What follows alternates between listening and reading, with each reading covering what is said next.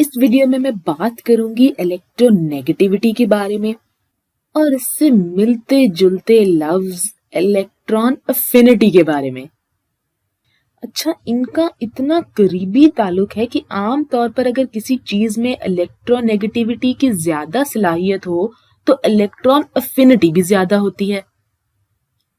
लेकिन electron affinity का मतलब क्या हुआ? तो इलेक्ट्रॉन अफिनिटी ये है कि एटम इलेक्ट्रॉन को अपनी तरफ कितना खींच सकता है या कितना ज्यादा वो इलेक्ट्रॉन्स को पसंद करता है, या ये कह लें कि कितना ज्यादा इलेक्ट्रॉन्स को चाहता है।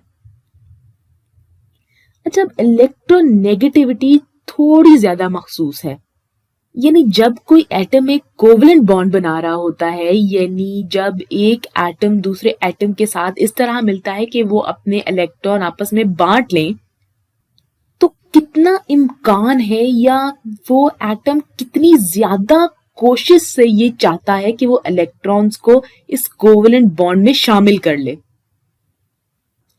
यानी आम अल्फाज में कहें तो आप कह सकते हैं कि वो एटम कितना चाहता है कि इलेक्ट्रॉन उसके पास रहे। तो इसकी बात करने के लिए हम सबसे आम कोवेलेंट बॉन्ड के मॉलिक्यूल की बात कर लेते हैं। और सबसे आम कोवेलेंट बॉन्ड भला क्या है? H2O यानी पानी। तो एक H2O के मॉलिक्यूल में आपके पास एक ऑक्सीजन का एटम होता है और दो हाइड्रोजन के एटम होते हैं।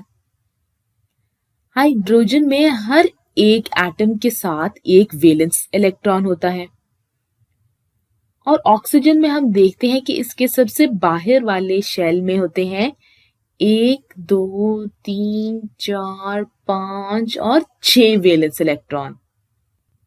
तो अगर हाइड्रोजन ये दिखा दे कि इसके पास एक और इलेक्ट्रॉन है तो इसको लगेगा कि इसके पास हीलियम की तरह मुस्तहकम या स्टेबल इलेक्ट्रॉनिक कॉन्फ़िगरेशन आ गई है।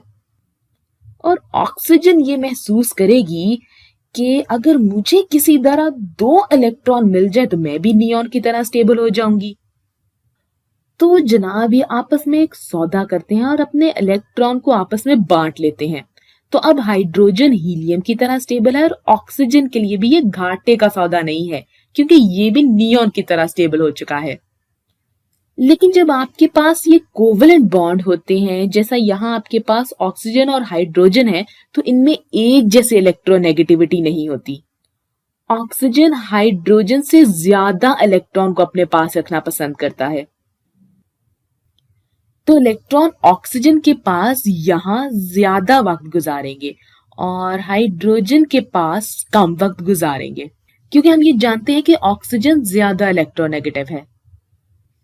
अच्छा, क्योंकि इलेक्ट्रॉन ज्यादातर अपना वक्त ऑक्सीजन के गिर्द गुजार रहे हैं, तो यहाँ पर पार्शियल नेगेटिव चार्ज या मनफी चार्ज आ जाएगा और यहाँ इस तरफ हाइड्रोजन के ऊपर पार्शियल पॉजिटिव चार्ज यानी मस्बत चार्ज आ जाएगा।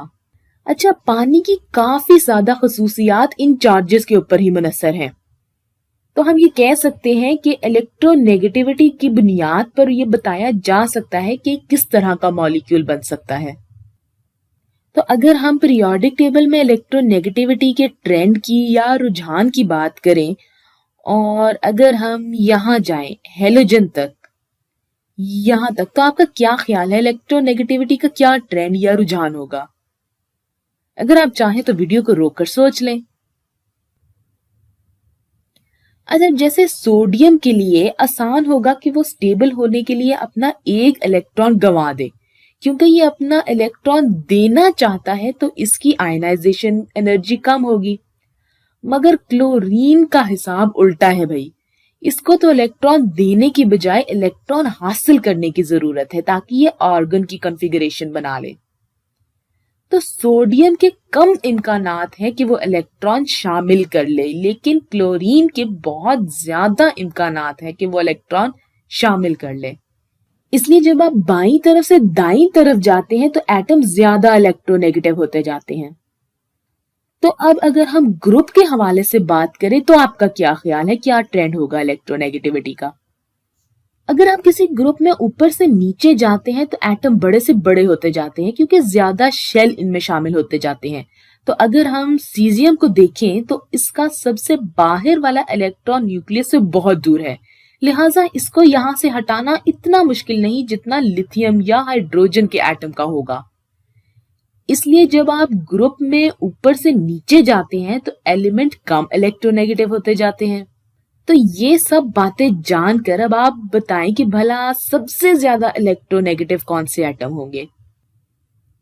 तो वो एटम जो पीरियोडिक टेबल में ऊपर और दाईं तरफ होंगे वो सबसे ज्यादा इलेक्ट्रोनेगेटिव होंगे। अच्छा, अब हम यहाँ नोबल गैस इसमें शामिल नहीं करेंगे क्योंकि ये तो कोई कोवेलेंट बॉन्ड नहीं बनाती भाई।